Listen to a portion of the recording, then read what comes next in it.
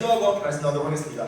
사랑의 주님 감사합니다. 오늘도 우리가 이렇게 예배 자리를 우리를 이끌어주시고 우리를 주님을 찬양토록 주님을 예배하도록 또 말씀 앞에 우리를 세워주시니 주님 감사합니다. 아버지 하나님, 주님의 말씀이오니 사람의 말이 아닌 주님의 그 진리만 남게 하시고 또 주님의 진리이오니 그 진리 앞에 무릎 꿇고 그 진리를 우리 삶의 능력이요 기준으로 받아들이는 귀한 이 시간 되게 하여 주시옵소서. 말씀 가운데 깨달음 있게 하시고 또한 결단 있게 하시고 감격 있게 하셔서 예배가 오로지 우리가 누리는 시간일 뿐만 아니라 우리가 결단하는 시간이 될 수 있도록 우리의 믿음을 주께 드리는 시간이 될 수 있도록 하나님 함께 하여 주시옵소서.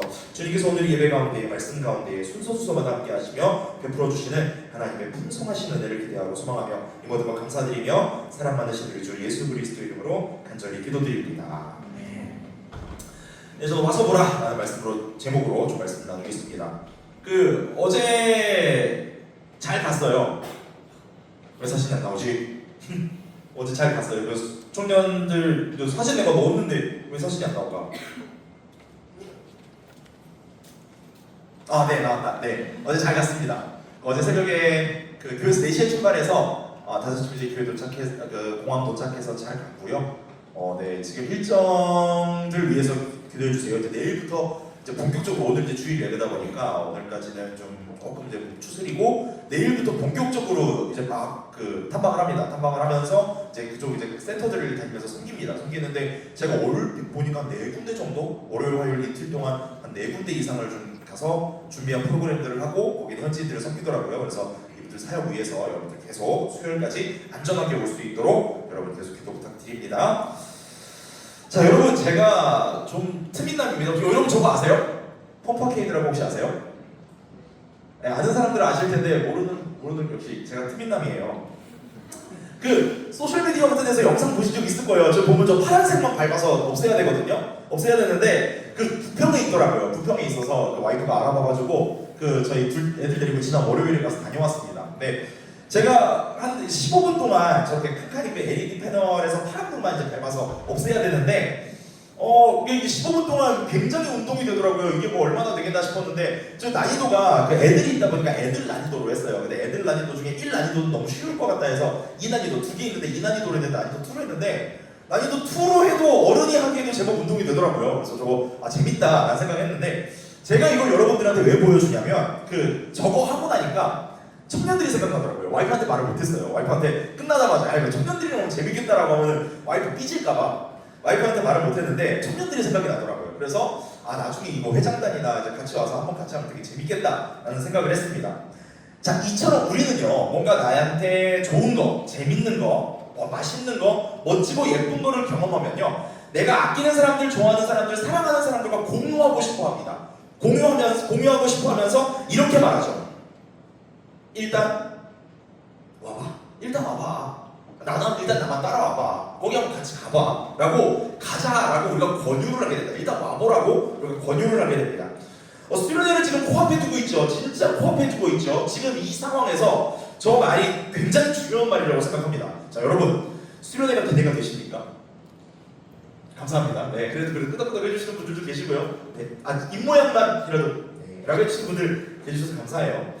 저는 굉장히 기대가 됩니다. 왜냐면요, 되게 오랜만에 수련회 사역이에요. 이제 교부장으로 6년 있었다 보니까 7년 만에 수련회 사역이에요. 수련회 사역이라 되게 오랜만에 무드, 분위기와 공기와 이 모든 걸 느끼면서 진짜 수련회구나. 그래서 지금 막 눈 감으면 수련회 무대에 강단이 생각이 나요. 강단이 생각나고 찬양 이후에 여러분들은 아마 제가 오늘 이야기하면은 수련회 현장에서 여러분들도 아마 느끼실 텐데 찬양이 끝나고 난 다음에 강단 앞에 딱 서죠. 그러면 약간 땀 냄새 비슷한 시큼한 냄새와 현장의 냄새, 산상교회의 쿰쿰한 냄새가 섞여서 뭔가 야릇한 냄새가 납니다. 근데 막 되게 싫은 냄새가 아니에요. 싫은 냄새가 아닌데 저는 항상 수련회 사역을 할 때 앞에 딱 섰을 때 그 냄새를 맡을 때 나 진짜 수련회 왔구나.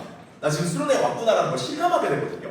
그래서 그런 이제 기대함이 있고 또 그리고 제가 저희 교회에서 사역을 하면서 청년들이랑 수련회를 가는 건 처음이에요. 그러니까 중고등부랑은 가봤었지 청년들이랑 수련회를 가는 건 또 처음이다 보니까 그래서 이제 회장단이나 찬양팀이나 여러 준비하는 팀들이 준비하는 모습만 봐도 제가 많은 기대가 되고 있습니다. 약간 이제 별개의 이야기인데 여러분 수련회는요 어디론가 나가는 게 맞습니다. 교회에서 드리면 더 많이 모일 것 같죠. 더 많이 모일 수도 있겠죠.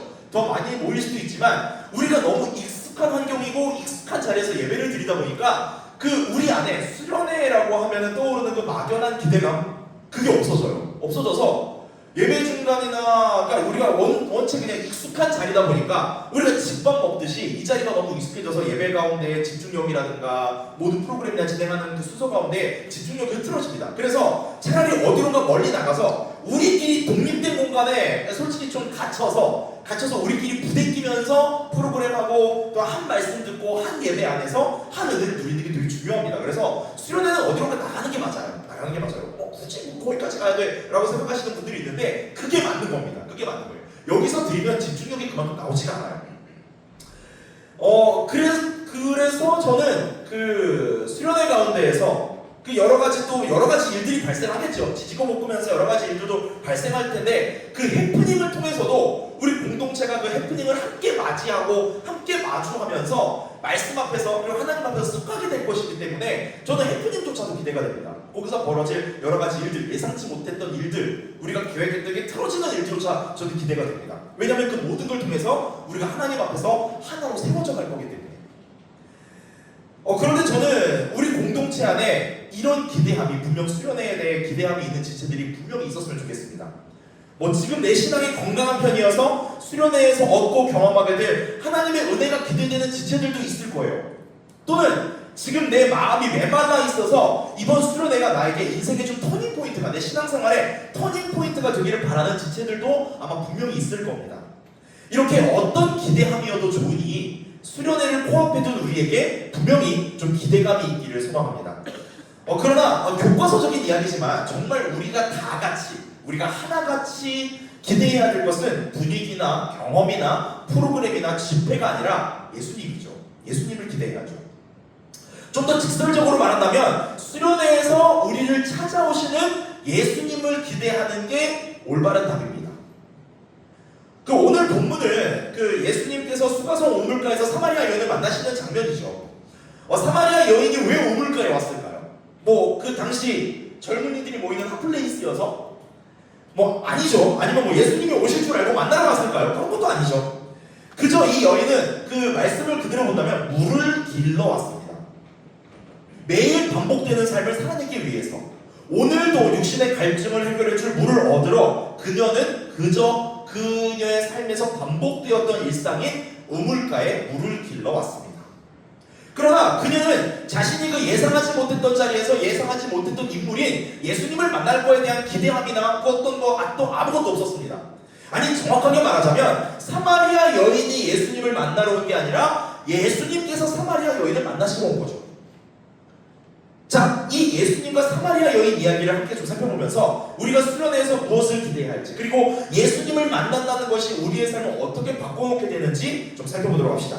자, 요한복음 4장 3절과 4절의 말씀입니다. 요한복음 4장 3절과 4절의 말씀 다 같이 한번 읽어보겠습니다. 시작! 유대를 떠나사 다시 갈릴리로 가실새 사마리아를 통과하여야 하겠는지라. 저기 지금 4절을 보면은 사마리아를 통과하여야 하겠는지라 라고 되어 있죠. 뭔가 지금 자연스럽게 사마리아를 지나가는 게 아니라 뭔가 억지로 사마리아를 지나가야만 하는 상황처럼 보여집니다. 아니나 다를까 세번역 성경을 보면요 사마리아를 거쳐서 가실 수밖에 없었다라고 4절이 되어 있어요. 사마리아를 거쳐서 가실 수밖에 없었다라고 되어 있어요. 사실 유대에서 갈릴리로 가는 최단의 루트는 사마리아를 가로질러 가는 게 맞습니다. 그러나 당시 유대인들은 그 가장 가까운 길을 선택하지 않았어요. 항상 갈릴리로 가기 위해서 유대인 사람들이 갈릴리 남쪽으로 내려가기 위해서 동쪽인 요단의 동쪽으로 넘어가서 이렇게 삥 돌아갔습니다. 그거는 이제 역사적인 이유 때문이죠. 혹시 그 사마리아 왜 유대인들이 사마리아 땅을 지나가지 않는지 그 역사적인 이유에 대해 아시는 분이 계십니까? 아니 배웠던 기억이 나시는 분이 계십니까?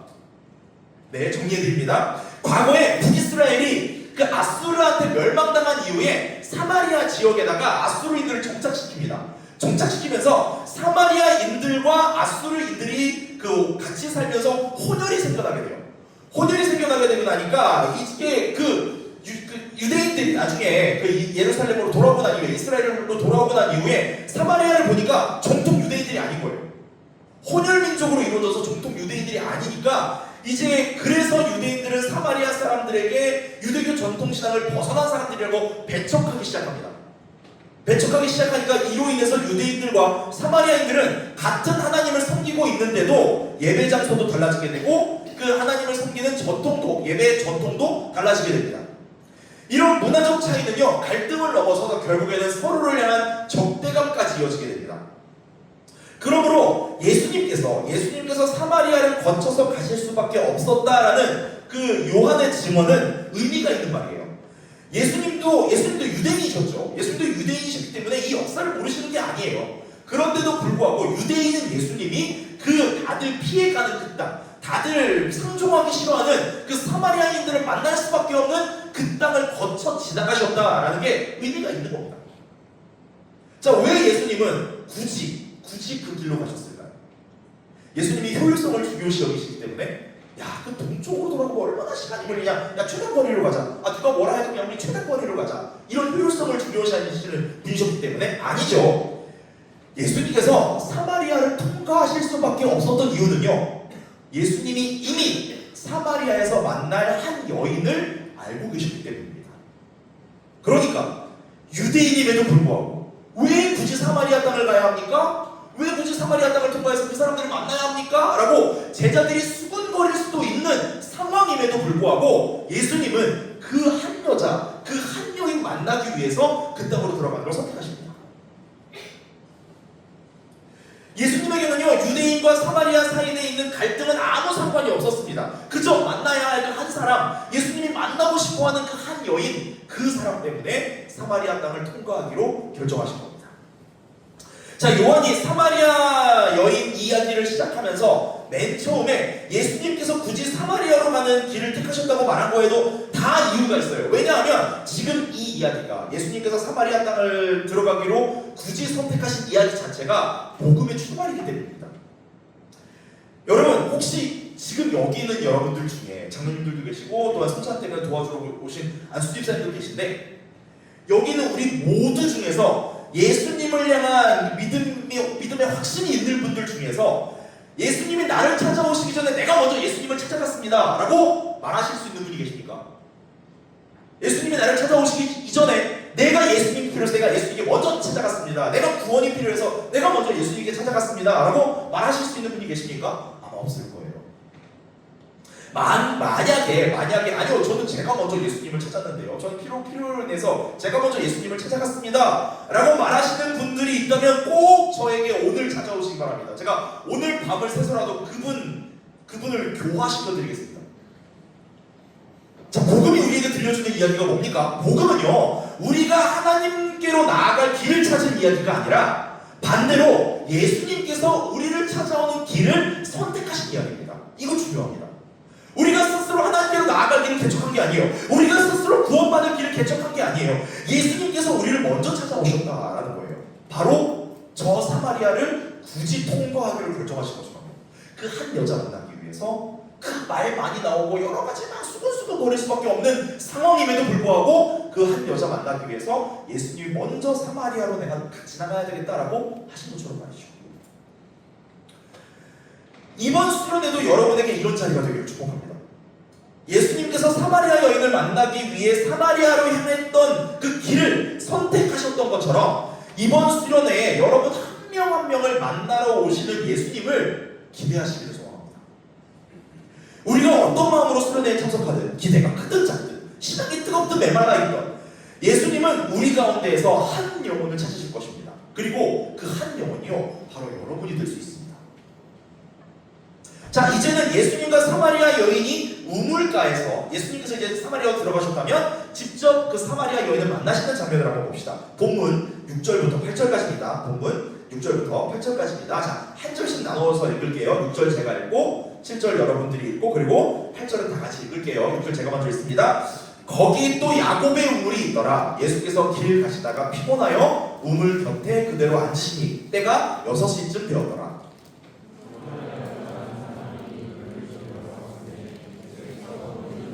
한 절 함께 읽습니다. 이는 제자들이 먹을 것을 사러 그 동네에 들어갔음이로라. 자, 지금 이 장면을 자세히 보면요, 흥미로운 점들이 좀 있습니다. 지금 겉으로 보면요, 예수님께서 여로가 고달파서 목말라하고 계세요. 그리고 사마리아 여인은 물을 기를 수 있는 물동이, 그 도구를 가지고 있습니다. 제자들이 먹을 것을 사러 동네에 들어간지라 예수님에게는 지금 물을 기를 수 있는 도구도 없고요, 물을 길러줄 사람도 없는 상황입니다. 지금 이 장면만 보면, 이 장면만 우리가 시각적으로만 생각해 본다면, 지금 목마른 사람, 물을 가진 사람은 사마리아 여인이고요, 물을 필요로 하는 사람은 예수님처럼 보입니다. 그런데 이 둘, 사마리아 여인과 예수님의 대화가 진행될수록 이 상황이 뒤집어집니다. 자, 본문 10절입니다. 이번엔 이어지는 본문 10절입니다. 10절 다 같이 읽어보겠습니다. 시작. 예수께서 대답하여 이르시되 네가 만일 하나님의 선물과 또 네게 물 좀 달라 하는 이가 누구인 줄 알았더라면 네가 그에게 구하였을 것이요 그가 생수를 네게 주었으리라. 우리가 읽지는 않았지만 이어지는 11절을 보면요, 여인은 여전히 우물물만 생각하고 있어요. 지금 예수님이 생수를 내가 주었으리라고 하니까 그 물 좀 저에게 주세요. 그 물 좀 주세요. 정말 마실 물을 생각하고 있습니다. 그래서 예수님께서 물을 기른 그릇도 없으면서 어떻게 생수를 줄 수 있냐고 11절에 여자가 예수님에게 물어봅니다. 그러나 예수님은 지금 우물물, 마실 물, 그 H2O를 말하시는 게 아니죠. 예수님은 그녀의 삶 전체를 지배해오고 있는 더 깊은 목마름에 대해서 내가 생수를 줄 수 있다라고 말씀하신 겁니다. 자, 이번에는 13절, 14절도 이어서 읽겠습니다. 요한복음 4장 13절, 14절도 저희가 다시 한번 더 함께 읽어보겠습니다. 시작. 예수께서 대답하여 이르시되 이 물을 마시는 자마다 다시 목마르려니와 내가 주는 물을 마시는 자는 영원히 목마르지 아니하리니 내가 주는 물은 그 속에서 영생하도록 솟아나는 샘물이 되리라. 이제 예수님께서 말씀하셨죠. 내가 줄 물에 대해서, 내가 줄 수 있는 그 생수에 대해서 말씀하셨죠. H2O, 물은 당연히 필요합니다. 우리가 살아가는 데에 그 탈수 현상이 정말 위험하죠. 탈수 현상 정말 위험하죠. 그러나 우리 몸에 필요한 수분은 한 번의 수분 충전으로 영원히 해결되지 않습니다. 우리의 육신이 목마를 때마다 물을 마셔야 합니다. 지금 저처럼요. 제가 연초에 말씀드렸죠. 제가 물 먹는 사람하고 말하면서 입이 너무 말라서, 자, 이게 수분은요, 움직이는 만큼, 땀을 흘리는 만큼, 그리고 이 말을 하는 만큼 입이 마르니까, 그리고 몸이 그 수분을 요구하니까 우리가 계속해서 수분을 보충해줘야 합니다. 그리고 이런 수분이, 이 H2O가 우리의 영혼의 갈증까지 해결해줄 수가 없죠.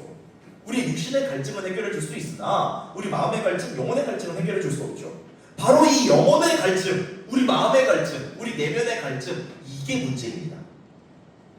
그래서 우리 삶에도 영혼의 갈증을 해소하기 위한 우물물이 각자에게 다 있습니다. 다 있어요. 저는 잘 모르겠는데요 라고 하실지 모르겠지만 잘 한번 들어보세요. 다들 이 우물물을요, 그 여러분들 삶에 있는 그 우물에서 그 우물물을 길러서 내 영혼의 갈증을 해결하려고 합니다. 누군가는 사람에게 인정받는 것이 우물물일 수 있어요. 내가 사람에게 인정을 받으면 내가 충분히 마음이 충분해진다라고 생각하는 사람이 있을 수 있어요. 그래서 인정받고 칭찬받으면 기쁘지만 그 기쁨이 그렇게 오랜 시간 가지는 못하죠. 그리고 더 인정받고 싶어서 더 잘하려고 합니다. 더 많은 사람에게 좋은 평가를 받고 싶어서 아주 두꺼운 가면을 쓰고 살아갑니다. 게다가 나 말고 누군가가, 내가 잘할 수 있는 그 영역에서 누군가가 나보다 더 칭찬을 받게 되고 인정을 받게 되면 시기와 질투에 사로잡히게 됩니다. 결국 그 인정으로 이 내면의 갈증을 채워보려고 하지만 계속 목말라질 뿐입니다. 비슷한 맥락에서 사람과의 관계에서도 목말라하는 사람들이 있습니다. 여러 사람과 좋은 관계를 맺고 있으나 그 관계가 흔들리는 것에 대해서 언제나 불안해합니다. 그래서 그 사람의, 내가 원하는 그 상대방의 환심을 사기 위해 마지못해 양보하기도 하고 손해까지 봅니다. 그러다가 그 관계가 흔들리면 자신의 존재까지 무너지는 것처럼 느끼게 됩니다.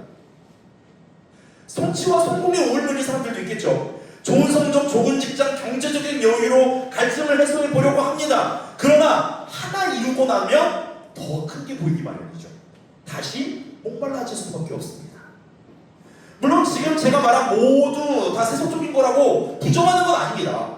인정도 필요하고요. 관계도 소중합니다. 성취와 미래를 준비하는 것도 아주 중요합니다. 여러분들이 청년의 때에 아주 중요한 일입니다. 이런 일들을 통해서 사람들과 하나님 앞에서 우리가 건강하게 사람한테 인정받으며 관계 속에서 성취하고 미래를 준비하면서 사람과 하나님 앞에서 건강하게 성장해가야 합니다. 그러나 문제는 우리가 이 유한한 것들, 인정받고 싶어하는 것, 관계, 성취 이런 것들로 이 무한한 만족을, 이 유한한 것들에게 무한한 만족을 요구하고 있는 게 문제인 겁니다. 이런 것들로는 우리 영혼이 무한히 만족될 수가 없습니다. 왜냐하면 인정, 관계, 성취 이 모든 것들이 유한한 것들이기 때문에 채우려고 계속해서 채워봤자 그 한계가 유한하기 때문에 그 한계가 너무나 명확하기 때문입니다.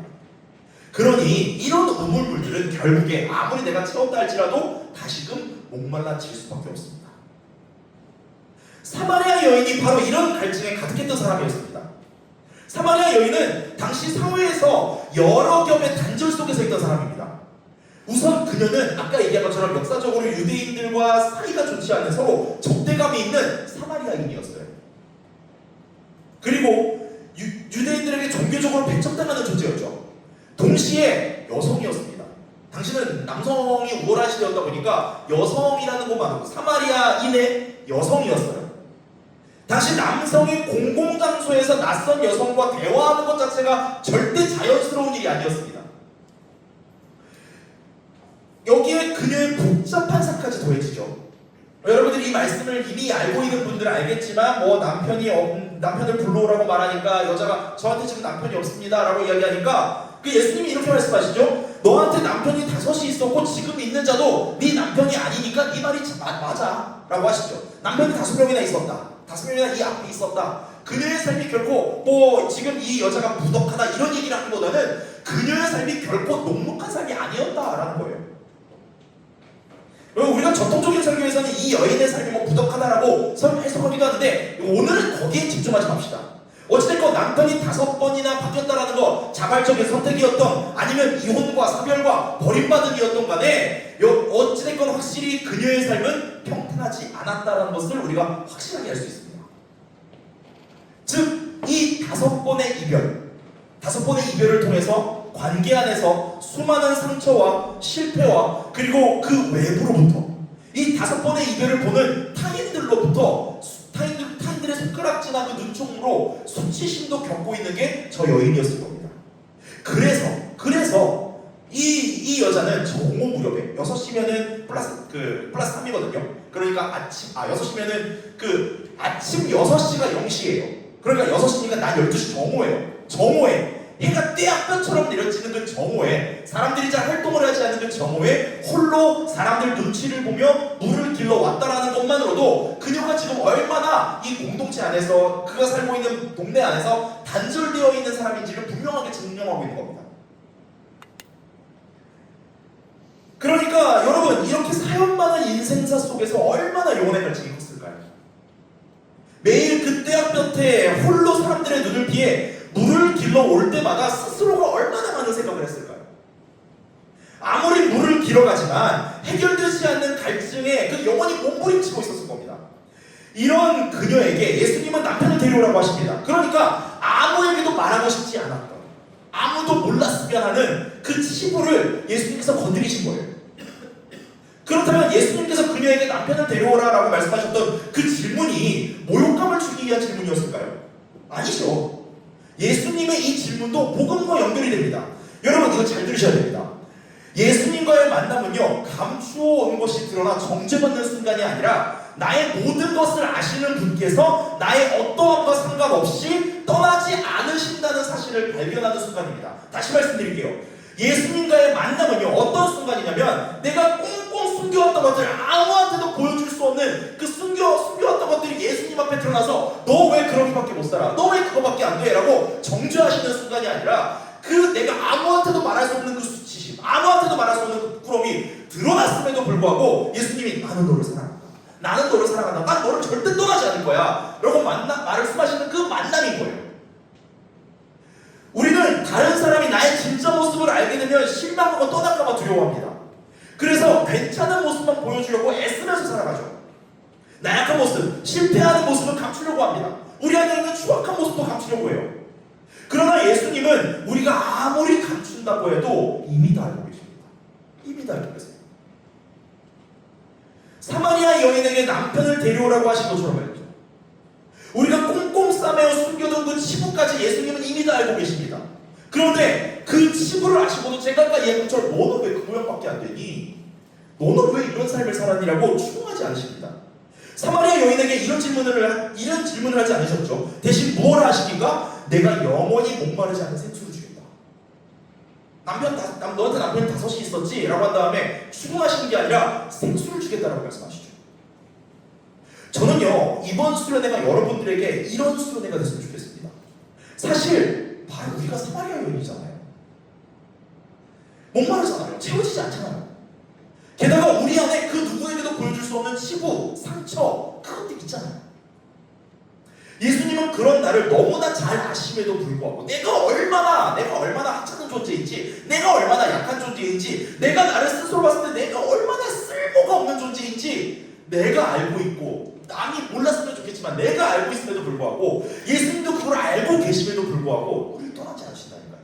도리어 여러분들을 만나러 우리가 예수님께 가는 게 아니라 예수님이 찾아오신다니까요. 절대 책망하지 않으십니다. 우리의 연약함, 부족함, 추악함을 아시고도 절대 책망하지 않으시고 사마리아 여인에게 말씀하셨던 것처럼 여러분들에게 동일하게 말씀하실 거예요. 내가 너에게 생수를 주겠다. 그렇기 때문에 우리는 이번 수련회에서 여러분 예수님을 만나야 합니다. 딴 게 아니에요. 예수님을 만나야 돼요. 여러분들 그 어떠한 것 상관없이 여러분들을 그저 사랑하시고 여러분들을 떠나지 않으시는 예수님을 만나야만 합니다. 이런 인격적인 만남이 처음인 사람도 있을 거예요. 그리고 예전에 경험이 있었으나 식어버렸던 사람들도 다시 뜨거워지는 일도 있을 겁니다. 아니면 비교적 건강한 신앙인으로 살아왔지만 이번 수련회에서 만나는 예수님을 통해 다시금 나아갈 힘을 얻는 지체도 있을 겁니다. 자, 공통적으로 필요한 게 뭡니까? 예수님을 만나야 한다는 겁니다. 우리를 찾아오시는 예수님께서는 지금껏 헛된 것을 길어왔던 우리에게 영혼의 갈증을 해결할 수 있는 생수를 주실 것입니다. 이것을 소망하는 여러분들이 되시길, 이번 수련회에서 이걸 바라는 여러분들이 되시길 축복합니다. 자, 우물물을 길러왔다가 예수님을 만난 이 여인은 이제 이 이후에 어떻게 되었을까요? 자, 말씀을 계속해서 따라가 보겠습니다. 이번에는 4장 19절입니다. 여자가 이르되 주여 내가 보니 선지자로소이다. 사마리아 여인은 예수님과 대화를 통해서 점점 예수님이 누군지를 알아가게 됩니다. 그녀는 9절에서 예수님이 단순히 유대인 남자로 보았습니다. 읽지는 않지만 이 앞에서는 유대인 남자가 왜 나한테 말을 거냐? 라고 물어봐요. 그리고 난 다음에 예수님이 너한테 남편이 5이 있었지? 지금 있는 남편도 네 진짜 남편은 아니니까 네 말이 맞아 라고 얘기하시는 걸 듣고 나서 이 여자가 선지자로소이다 라고 이야기를 해요. 그리고 거기서 이제 대화가 더 진행되자 마침내 메시아에 관한 이야기가 나옵니다. 25절과 26절입니다. 25절과 26절. 25절은 제가 읽을 테니까 26절은 여러분들이 읽어주세요. 25절 제가 먼저 읽을게요. 여자가 이르되 메시아 곧 그리스도라 하는 이가 오실 줄을 내가 아노니 그가 오시면 모든 것을 우리에게 알려주시리이다. 여러분들 읽어주세요. 시작. 아멘. 감사합니다. 성재. 예수님께서 자신이 메시아라고 직접 밝히세요.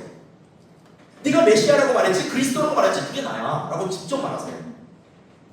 지금 그 대상이 누구입니까? 모든 유대인들에게 인정받는 종교 지도자들에게 내가 메시아야 라고 말하십니까?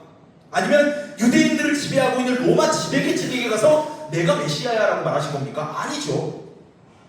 아니면 당시 사회 통념을 따라서 건강한 유대인 남성에게 말하신 겁니까? 그것도 아니에요. 정반대로, 완전 정반대로 사마리아의 사람들의 눈을 피해서 정오의 물을 길어야만 하는 이름 모를 여인에게 내가 메시아다라고 말씀하십니다. 그러니까 사마리아 마을에서도 사람들이 멀리했던 한 여인이 제일 먼저 예수님의 정체에 대해 듣습니다. 이 말을 들은 후 이 여인은 매우 의미 있는 행동을 합니다. 28절입니다. 여자가 물동이를 버려두고 동네에 들어가서 사람들에게 이르되. 여인이 물동이를 버렸다라고 나오죠. 일반적인 설교에서는 이 물동이를 그녀의 과거, 죄악된 삶, 세상의 욕망 전체를 상징하는 것으로 설명하기도 합니다. 물론 이런 해석이 문제가 있는 건 아니에요. 굉장히 포괄적인 도천입니다. 그런데 오늘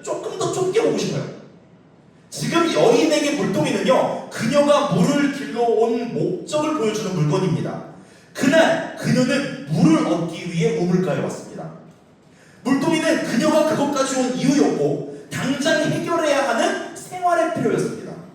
그런데 예수님을 만난 뒤 그보다 더 중요한 일이 생겼습니다. 물을 길러야 되는 일보다 더 중요한 일이 생겼습니다. 그녀가 물을 길러서 집으로 돌아가는 것보다 자신을 만난 분을 사람들에게 알리는 일이 더 급해졌어요.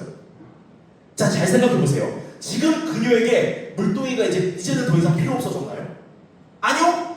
그렇게 사람들에게 가서 내가 메시아를 만났다, 내가 그리스도를 만났다라고 말한 이후에도 내일 또 물을 길러 와야 됩니다. 아니, 당장 그렇게 사람들을 데리고 온 이후에, 예수님을 만나고 온 이후에 집으로 갈 때 그 우물가에다 던져뒀던 물동이 들고 가야 돼요. 그러나 지금 저 순간에는 물동이보다 더 중요한 분을 만났고 더 중요한 일이 생긴 거예요. 지금 당장 내 생활의 필요를 채우는 것보다 더 중요한 일이 생긴 겁니다. 이처럼 물동이는요, 악한 물건이 아니에요. 우리의 욕망의 그 집합체가 아니에요. 삶을 유지하기 위해 필요한 것입니다. 그러니까 예수님을 만났다고 해서 예수님께서 일상적인 삶을 버리라고 절대 말하지 않으십니다. 그래서 이단이 이상한 거예요. 이단은 일상생활조차 다 통제하려고 그러잖아요. 다 같이 살아야 된다, 너희들 숙소 들어야 된다 이러면서 통제하려고 그러잖아요. 저기 그 이상한 집단처럼 신앙을 가진다고 해서 다니던 학교도 그만두고 집도 뛰쳐나오고 직장도 그만두고 모든 인간관계를 끊어야 되는 게 아닙니다. 그러나 이건 확실해집니다. 예수님을 만나면 그 모든 것의 자리가 다시 재정립됩니다. 예수님보다 중요하게 여겼던 것들이 다 예수님 아래로 다 내려오고 삶의 중심이 예수님으로 바뀌게 됩니다. 신앙은요, 무언가를 억지로 포기하는 데서 시작되지 않아요. 더 귀한 것을 만날 때 자연스럽게 이전에 붙잡고 있던 그 자리가 바뀌는 게 바로 신앙입니다. 제가 그 첫째랑 공유하는 취미 생활이 하나 있거든요. 이제 프라모델을 같이 합니다. 프라모델을 같이 하는데 처음부터 같이 했던 건 아닌데 처음에는 이 녀석이 이제 그냥 일반적인 남자애라 포켓몬스터를 정말 좋아했어요. 그런데 이제 또 일반적인 남자애라, 여러분 가끔 마트 가시면 이렇게 홈플러스에 주로 있었는데 그 엄마들 아빠들 막 줄 서가지고 막 다다다다다 두들기는 거 본 적 있지 않아요? 이게 포켓몬 가오레라는 건데 그게 약간 사행성입니다. 결국에는 그 원하는 포켓몬 그 카드를 얻으려면 돈을 엄청나게 쳐 부어야 돼요. 근데 내가 그 꼴을 못 보겠는 거야. 거기서 하염없이 앉아가지고 막 차례 기다리고 있고 그 꼴을 못 보겠는 거야. 그 꼴을 못 보겠어서 제가 생각을 바꾼 게, 저 포켓몬도 프라모델이 있어요. 그래서 차라리 포켓몬 프라모델을 하라고 제가 처음에 소개를 해줬어요. 그래서 이 녀석이 진짜 초등학교 한 2학년, 3학년 때까지는 진짜 엄청 모았어요. 진짜 이만한 그 리빙 박스 하나가 꽉 찰 만큼 다 모았어요. 다 나오는 족족이 다 모았어요. 근데 이 녀석이 점점 커가면서 저도 이제 프라모델을 하니까 제가 하는 거를 궁금해하더라고요. 궁금해하면서 아빠 그거 좋아 보인다, 멋져 보인다 막 하길래 얘가 초등학교 3학년 때쯤 됐을 때 저도 그때쯤 처음으로 프라모델을 시작했던 것 같아서 얘한테 한번 난이도 있는 거 한번 당해봐라, 어려운 거에서 한번 당해봐라 해서 어려운 걸 딱 찍어줬어요. 근데 왜 이걸 잘하더라고. 그러더니 이제는 저보다 더 어려운 것도 막 하려고 그러고 이제는 저랑 같이 도색도 해요. 도색도 하면서 하고 있는데 좀 진지하게 즐기고 있는데, 자, 그렇게 이제 진지하게 좀 난이도 있는 프라모델을 즐기면서 저게 다 어떻게 됐겠습니까? 다 박살이 났죠. 다 박살나서 조만간 버릴 거예요. 조만간 버릴 수밖에 없게 됐어요. 자, 제가 지금 뭘 말하고 싶은 거예요? 제가 지금 말하고 싶은 거는 가치의 변화예요. 가치의 변화. 더 귀한 것을 만났을 때 자연스럽게 이전에 붙잡고 있던 것들의 자리가 바뀌게 되는 것. 바로 우리가 예수님을 만날 때 여러분들 안에 이 가치의 변화가 일어나야 합니다. 내가 그전에 붙잡고 있던 걸 놓고 예수님을 붙잡을 수 있게 돼야 돼요. 포켓몬 프라모델 놓고 건프라지 않는 것처럼. 우리는 때로 신앙생활을 버리고 포기해야 할 것들을 목록처럼 생각을 합니다. 이것도 하지 말아야 되고 저것도 내려놓아야 되고 세상의 욕심을 다 끊어야 되는 것처럼 이야기를 합니다. 물론 죄를 끊고 잘못된 욕망을 내려놓는 결단은 분명히 필요합니다. 그러나 그 결단의 힘은요, 내가 신앙인이라는 의무감만으로는 절대 생기지 않습니다. 내 삶의 가치가 변화해서 예수님이 제일 귀하고 중요해질 때 그때 내가 내려놓고 끊을 수 있게 되는 거예요. 여러분, 그렇다고 해서 지금 여러분이 끊지 못하고 내려놓지 못하는 것에 대해서 난 아직 예수님이 제일 귀하지 않아서 제가 이걸 끊고 내려놓을 수가 없어요 라고 합리화하지 마세요. 정확히 말하면 지금 그 합리화하는 마음 그 자체가 영혼의 목마름을 해결해 보려고 여기까지 나와놓고선, 이 자리까지 나와놓고선 예수님 외에 헛된 물동이 붙들고 있는 모습을 뿐입니다. 여러분이 스스로 여러분 영혼에게 진짜 목마름을 해결할 수 있는 게 뭔지 알고 있음에도 불구하고, 뭔지 보이고 있음에도 불구하고 헛된 물동이 붙잡고 여러분들 영혼에 내가 이거면 채워질 수 있어라고 거짓말하고 있는 거예요. 자, 여러분, 지금 저 고백, 저 여성이 했던 와서 보라 이는 그리스도가 아니냐, 그 마을로 들어가서 했던 고백도 정말 놀라운 고백입니다. 조금까지만 해도 자신의 삶을 숨기며 살았을 가능성이 높았던 여인이 그 사람들 앞에 가서 뭐가 말해요? 내가 행한 모든 일을 내게 말한 사람이라고 말해요. 그러니까 자기가 숨기고 싶었던 내가 행했던 모든 일을 나한테 말한 사람이라고 말하면서 더 이상 그 수치심이나 그 사람들 앞에 숨기고 싶었던 그 쓰고 있는 가면이 예수님보다 중요하지 않게 된 겁니다. 그래서 그 사람들에게 뭐라 말합니까? 와서 보라, 이는 그리스도가 아니냐. 자, 세번역 성경을 보면요, 이는 그리스도가 아니냐라는 말이 그분이 그리스도가 아닐까요? 라고 사람들에게 질문하는 것처럼 말합니다. 그러니까 지금 이 여자는요, 내가 예수님을 만났다, 예수님이 어떤 분이냐면 무슨 신학적인 설명을 한 게 아니에요. 본인의 간증을 한 게 아니에요. 그냥 내가 만난 분이 틀림없이 그리스도니까 너희들도 믿어야 돼 라고 강요한 것도 아니에요. 그분이 그리스도가 아닐까요? 라고 질문하면서 예수님을 소개합니다. 그리고 강력하게 말하죠. 와서 보라, 와서 보라. 지금 이 표현은요, 요한복음 초반부에 반복해서 등장하는 아주 중요한 초청입니다. 와서 보라라는 이 표현은요, 그 요한의 제자 둘이, 세례 요한의 제자 둘이 예수님을 따르려 했을 때에도 그 제자들한테 와서 보라라고 말해요. 그리고 빌립이 나다나엘한테 예수님에 대해 설명할 때도 나다나엘이 이제 논쟁이 붙자 빌립이, 예수님을 먼저 만났던 빌립이 나다나엘한테 그냥 와서 봐라고 이야기를 합니다. 그리고 난 다음에 지금 저 여인이 예수님을 소개하면서 마을 사람들한테도 와서 보라라고 이야기를 합니다. 복음은요, 논쟁에서 이겨서 굴복시켜 믿게 만드는 게 아니에요. 복음은 예수님을 직접 만나도록 초대하는 겁니다. 사마리아 여인은요, 자신에게 사람들을 믿게 할 말재주도 없었고 더욱이 신뢰도도 없었습니다. 그러나 사람들에게 이것 말할 수 있었습니다. 나는 나의 모든 것을 아시면서도 나를 외면하지 않는 분을 만났습니다. 여러분도 직접 와서 보세요. 저는 저분을 만났어요. 그러니까 여러분도 직접 와서 보세요. 전통적으로 지금 저 본문도요, 전도설교에 참 많이 씁니다. 옛날 여러분들 때는 아닐 것 같은데, 그 옛날에 청년부 문학의 밤 이름이 커맨시였다고. 아니에요? 중고등부인가요? 커맨시? 커맨시 있었다고. 진짜 옛날인가 보다. 저 옛날 그 김용기 목사님한테 들었던 거거든요. 안수희 쌤이 혹시 기억하지 않으시나요? 커맨시? 그쵸? 커맨시 세대시죠? 아닙니다. 제가 거짓말하는 게 아니에요. 저희 커맨시 세대가 있어요. 예, 와서 보라. 우리가 주로 전통적으로 전도에 많이 써요. 그런데 저는 오늘 그 부분도 말할 수 있지만 그 부분은 빼고 말하고 싶어요. 와서 보라라는 이 초청은요, 전도가 아니라 내가 만난 예수님, 그러니까 내가 만나서 나의 모든 것을 아시면서도 나를 외면하지 않은 분, 나를 끝까지 사랑하시는 분의 만남에 대한 고백입니다.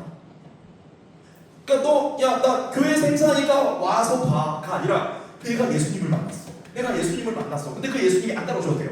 내가 예수님을 만났어. 근데 그 예수님이 나의 모든 것을 아시면서도 나를 사랑하셔. 내가 만난 분을 난 너한테 말해주고 싶어. 이건 거예요. 자, 좋은 것을 경험하면 나누고 싶어지는 것이 당연한 것처럼 자신의 영혼을 살리신 분을 만나면 다른 사람에게 그분을 알리고 싶은 건 당연한 일일 겁니다. 그렇기 때문에 그 여인은 와서 보라. 여러분들도 직접 와서 보세요라고 말할 수 있었던 겁니다. 많이 남았지만 말씀을 정리하겠습니다. 이제 정말 수련회가 코앞이죠. 고마워요, 진짜. 좀 용서를 다들 좀 해줘봐 좀. 많은 걸 준비했고 남은 4일 동안 많은 걸 준비하게 될 겁니다. 매장당 화이팅!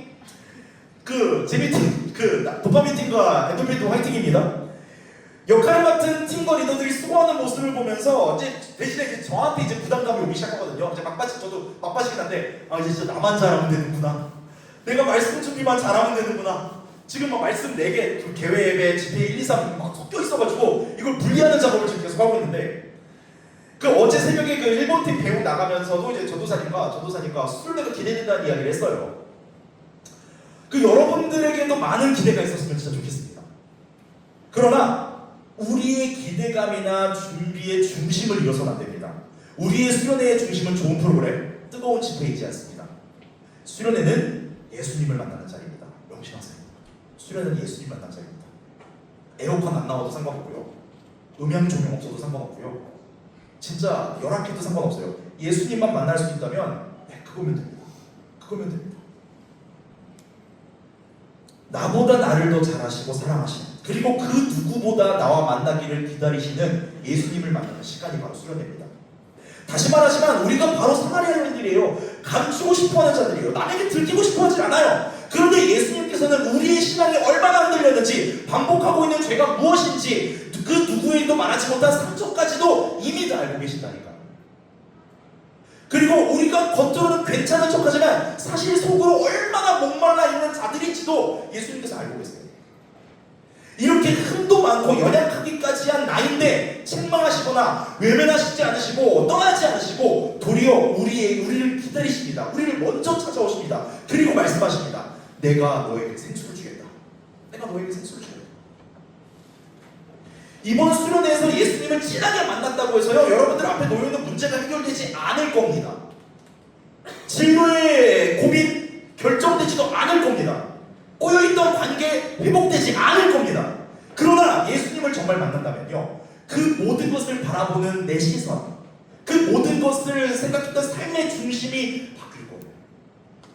그동안 나를 짓눌렀던 문제보다 예수님이 더 커지게 될 거고, 내가 매일매일 그저 살아가려고 헛된 우물을 길었던 물동이보다 예수님이 더 귀해질 겁니다. 그 1팀 이야기하고 마칠게요. 어제 1팀 배웅했던 거 이야기하고 마칠게요. 어제 1팀 배웅하고 교회로 돌아오는 버스에서 웅채가 1, 2층 회장단에게 수련회 스포 좀 해달라고 하더라고요. 그런데 예지가 장난으로 그렇게 얘기했어요. 예수님 만나기? 라고 얘기했어요. 저 속으로 뜨끔했어요.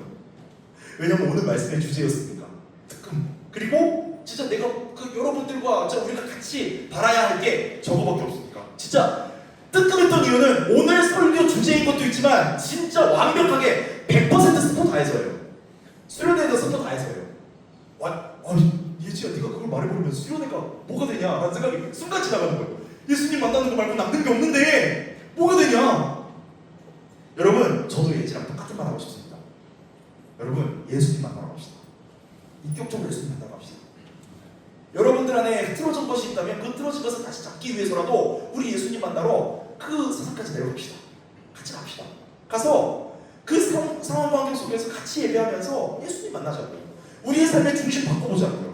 내가 어떠하던 간에 나를 찾아오시는 예수님 한번 만나보자고요. 나를 먼저 찾아오시고 예수님 만나러 오자고요.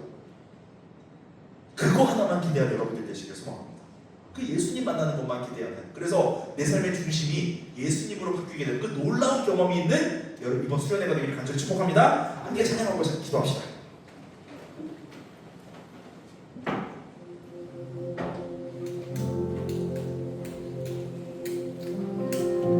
결국 오늘 설교의 주제는 만남이기도 하지만 결국엔 또 예수님입니다.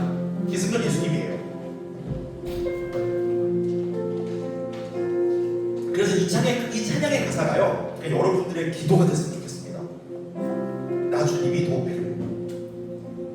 이전보다, 내 입술의 말보다 더욱 표현할 수 없네. 주가 필요해. 내 옷보다도 필요하고요, 내 노래보다도 필요하고요, 내 생명보다도 주님이 필요하다. 세월이 흘러도 주님이 필요하다. 정말 나한테서 주님을 빼고서는 내 삶에 남는 게 없다. 그런 고백이 오늘, 그리고 수련회에서까지 연결됐으면 좋겠어요. 그래서 수련회에서 끝나고 났을 때 정말 이번 수련회 뭐가 남았죠? 저 주님 만난 것밖에 남은 게 없어요. 저 예수님 만난 것밖에 남은 게 없어요. 아무것도 생각 안 나요. 예수님 만난 것밖에 남은 게 없어요. 라는 간증이 여러분들 가운데서 터져나오기를 소망합니다. 함께 이 찬양 기도하는 마음으로 함께 찬양합시다.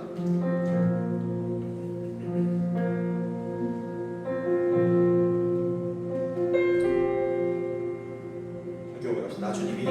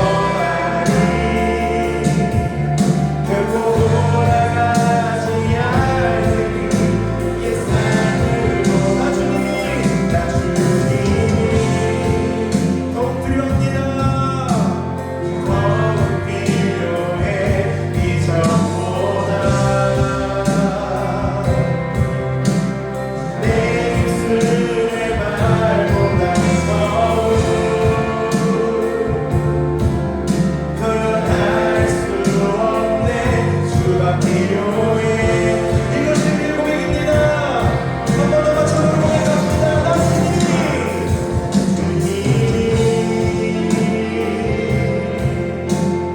더욱 필요해. 이전보다 내 입술의 말보다 드러날 수 없네. 주가 필요해.